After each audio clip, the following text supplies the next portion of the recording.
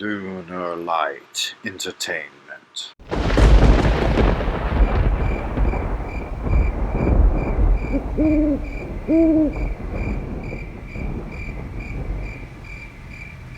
Their shadows moved in obscure and unusual ways, Vanquishing all life and pulling me into Dreamland.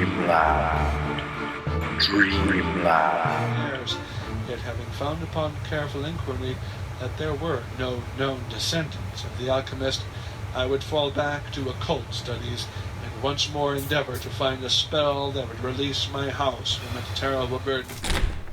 Each individual has their particular talents and aspects of themselves that they can offer to society, the family, and the self. The path of the Magi is in cultivating the best aspects of oneself to bring about transitions in all spheres, the material, the astral, and the divine. It is from the divine path that we work. We aren't at these fleshly bodies that dwell within this realm. We are beyond that, I assure you. We are from the great beyond, and we manifest into this realm to get something done. The path of the Magi is the realization of this. It's coming up from the deep, dark realm of Malkuth into the dreaming world, the astral.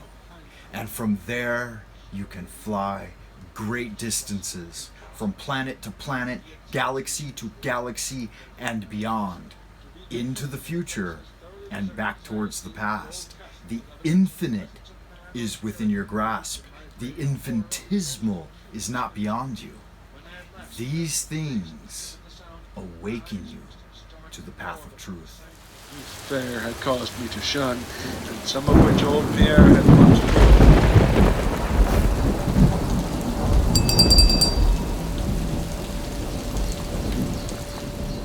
Greetings and welcome to a Lunar Lite Productions presentation of Magick 101. Today we will be covering the Magi. Oh, the Magi, to begin with, is number one card, just after the Fool. The Fool is card 0 and thus has no placement in the numeration.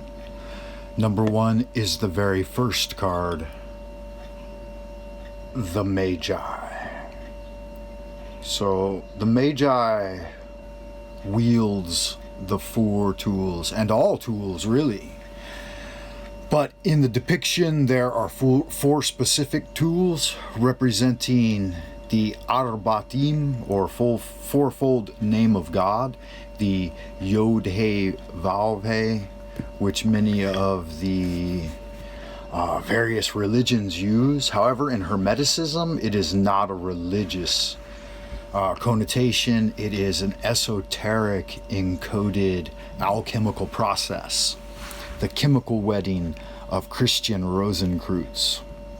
So it's about sublimation of the semen, the Jingqi, the driving force, Volantia, the E, the intention. It's that sublimation into higher pursuits, development of supersensual perceptions and abilities, refinement of one's intellectual use of reason and logic, education. All of these things are forms of sublimation. Music, martial arts, dance, all great ways to sublimate the energy into a spiritual force that lasts you throughout this incarnation and all incarnations. It's one of the rhythms that continues, is those things which you practice most. So if you do your music every day throughout your life, that rhythm, vibration, melody, that pattern, collected pattern of energy will follow you into the afterlife and into the next realm. And that's what the Magi is all about. It's about refinement of the Jingqi, the seminal fluid, and control of the Qi, the emotional energy of all the organs, the 5 solid organs and 6 hollow organs. And then that is transformed in the brain as Shen. The Wuji principle is unanchored energy, non-localized consciousness. And then developing your bodies, the bodies of light, the astral, the etheric, ethereal, and from the aether, and finally higher levels, secret bodies that are not discussed openly because they are the deeper levels of the esoteric. But the Magi, let it be known, has 3 dantians, or storehouses of energy, where reside, up to you, either 3 worms that eat away at the 3 centers of psychic energy, psychophysical energy, or the 3 archangels that you place there to guard those engines of energy. Okay, so in this section, let's go ahead and have a look at the 4 tools of the Magi and explain their deeper significance. The first one, on the Yod-He Vav-He, is the wand. You can decorate your wand however you like. Typically the fire wand should be yellow with red accents. This one has the Hebrew Adonai on it with a flame pyramid. The direction represented is south. Here at the bottom we have an inverted flame period with the mother letter Shem. So this is just a really simple one I made. Obviously it's I just put some energy into crafting this area down here, and this pattern was already on it, and then I crafted this out here. This was different, so just by sanding, of course. But sufficient for me for now. I mean, it's the astral replica is the only one you can take with you anyway, right? So the simpler the one on the material sphere, it doesn't matter so much. I do have a few others that are larger, like the rainbow wand and the lotus wand, but they're not a part of the 4 core, just the fire wand. Next up, after fire comes water. So any chalice is fine. Obviously it should be carved with God names in it. This one just has flowers, but again, the simpler the better. It's not this actual one that goes with you into the realms beyond, so it's just a placeholder while you practice here in the material sphere. The cup of water. Okay, so the wand represents fire, the very first, the Yud in the Yod-He Vav-He. So this is the first He, Yud-He. And fire is summer. Cup, water is autumn. So the Chinese system is a little different, but we go with the Western Hermetic system. Next up is an athame of some kind. Most athames should actually be double-bladed. This one is single-sided, but this one has a special significance because it was brought to me by a Mongolian, almost like a lord type of guy that I met in my profession, and he gave me this beautiful Mongolian handmade small dagger from the grasslands. He actually brought it specifically back for me on after a trip he had made to go home, and so it has some special significance as to why I use it for athame. So a pentacle of some kind. Obviously I have tons of these, one for every occasion. They're super easy to make in this style, and you can make them as vivid as you like. It's acrylic paints on double corrugated cardboard and then sealed off with a flat cardstock strip all the way around. All right, this type of thing, just cut circle, works perfect for charging up and making truly beautiful to look at on the material. And again, they're transient, you know, they're just, each one's a work of art. You make them for your specific purposes. This one's a general dispelling purpose, dispelling and invoking. So even its original stand that I made for it has got Adonai on it. Just again, cardboard. That was the idea. Then okay, here we are. And then to paint that in there, Taiji with Adonai on it. Here. Whoops, nice. All right, let's talk about them one by one. So the start of the season would be spring, and that's the house of the green dragon.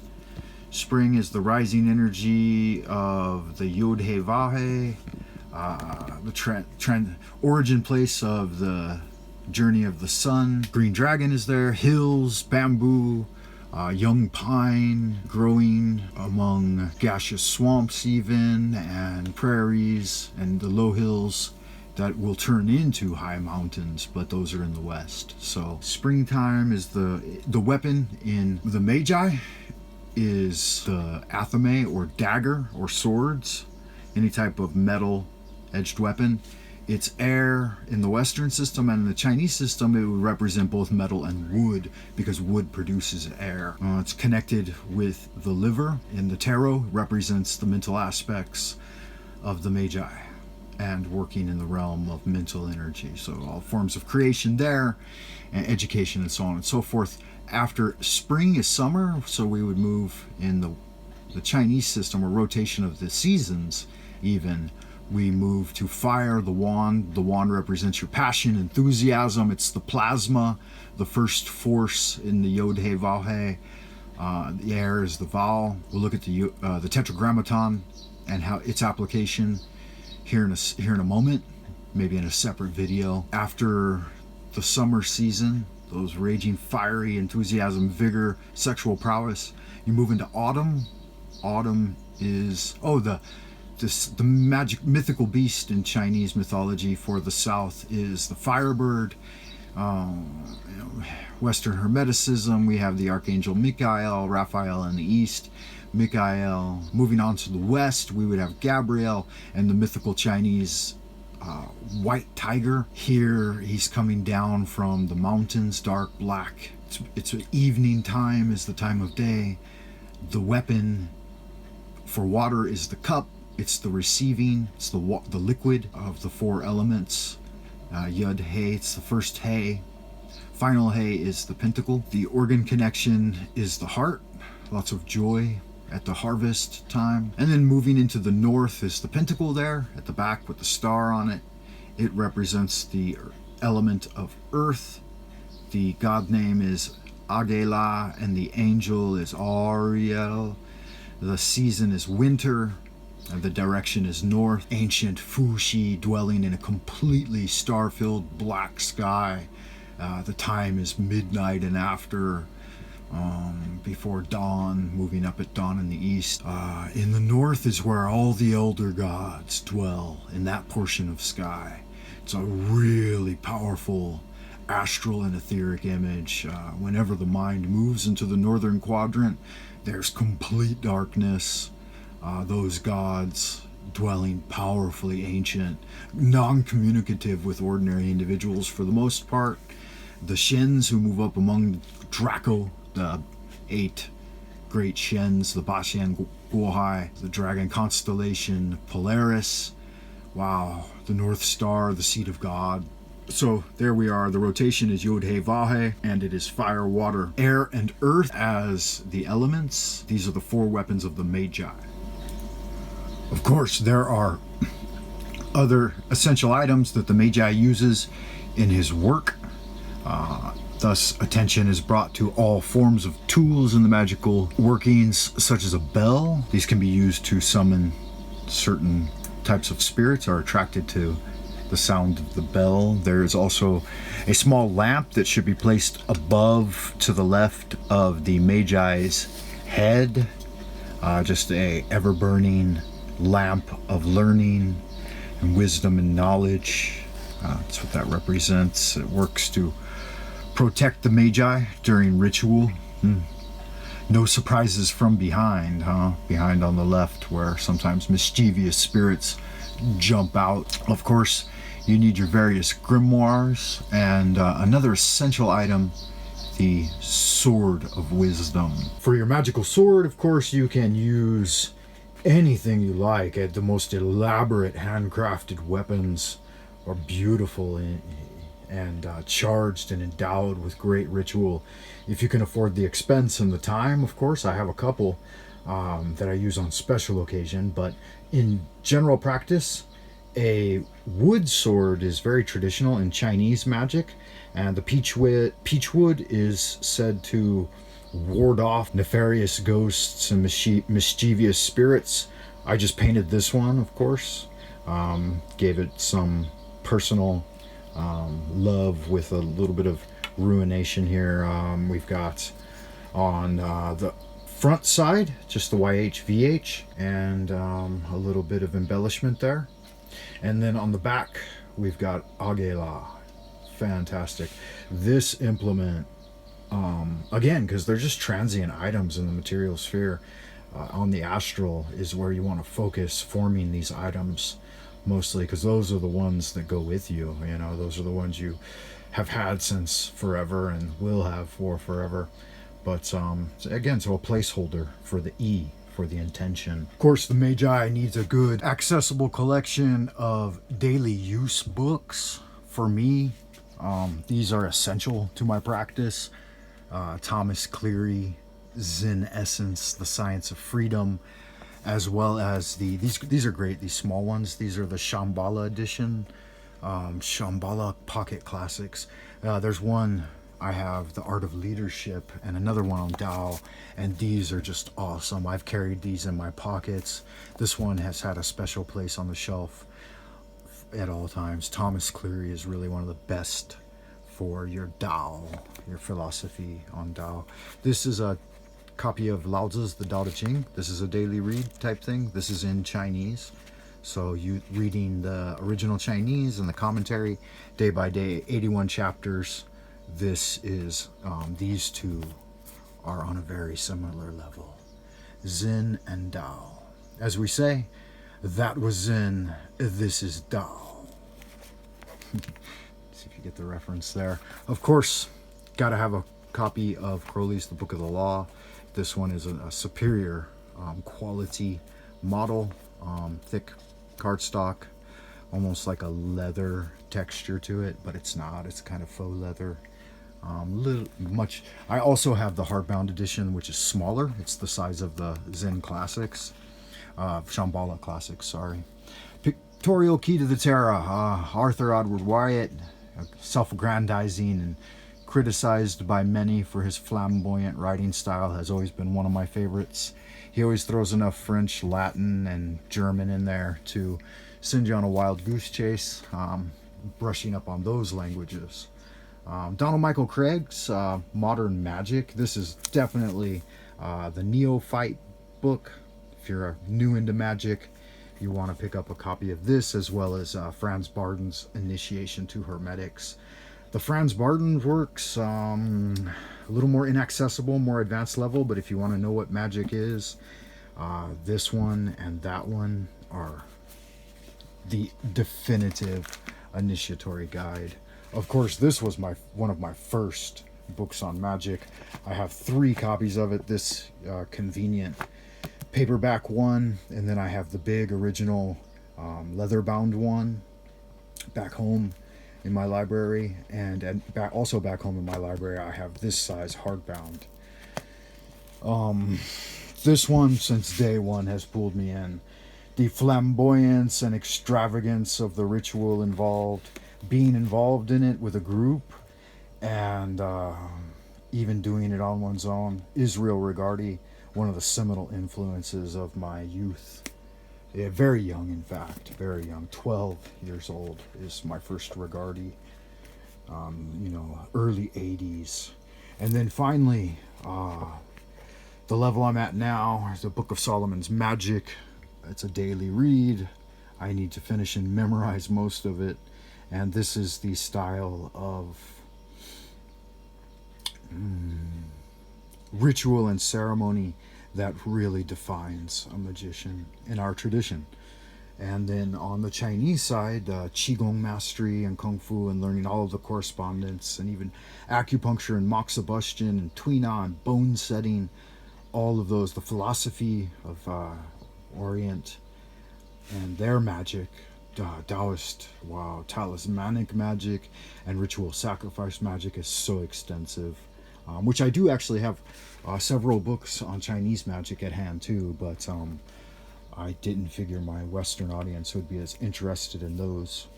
So this comprises some of the grimoire, and of course your own and your own writings, but this composes some of the grimoire for day-to-day use. The Magi. Core word is attention or focus. use of Valentia, and the process of internal alchemy, creation of the Philosopher's Stone. When you draw the Magician, your motto is to be trusting in your inspiration, for you are smarter than you think.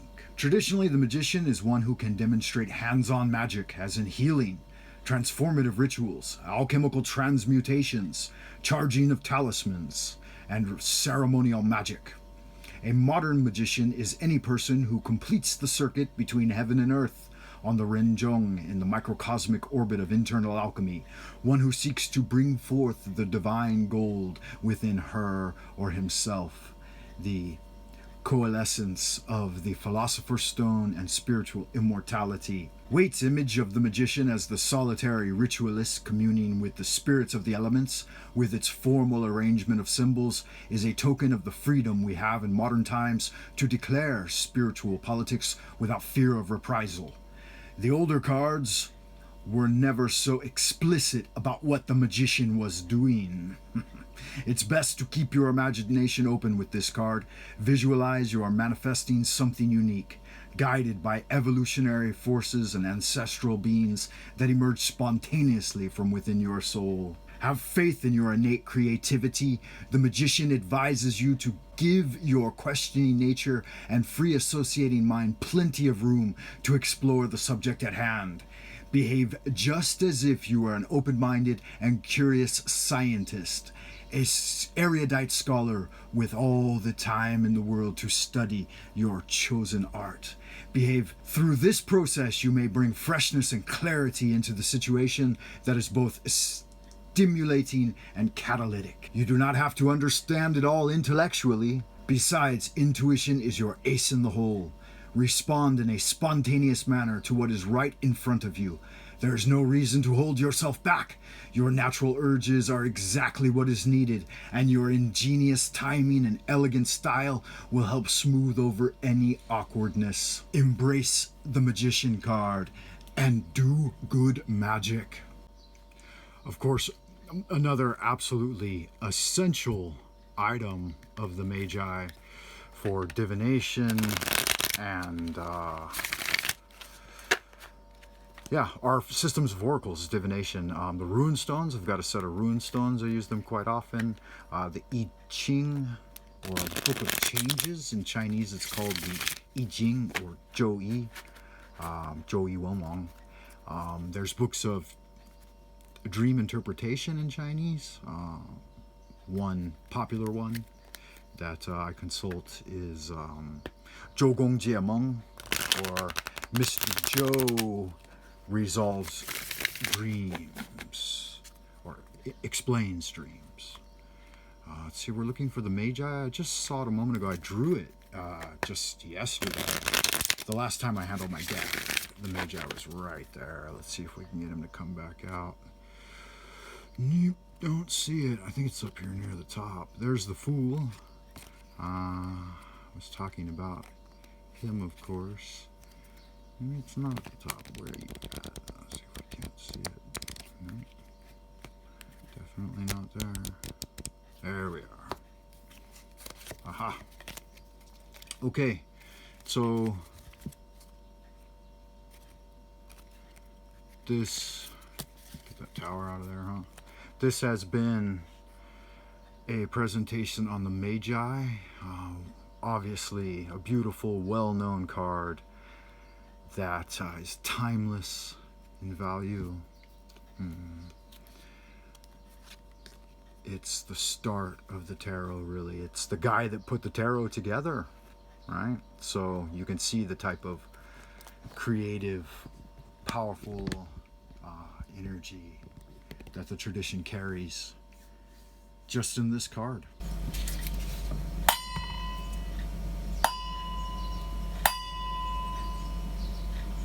Holy art thou, Lord of the universe, the vast and the mighty one, creator of heaven and earth, maker of all things visible and invisible, master of the light and of the darkness.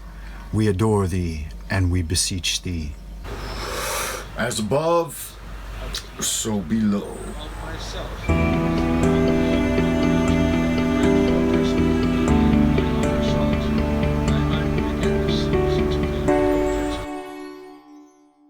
Thank you for watching this Lunar Lite production of The Magick by Frank Monday. Please like and subscribe. Thank you.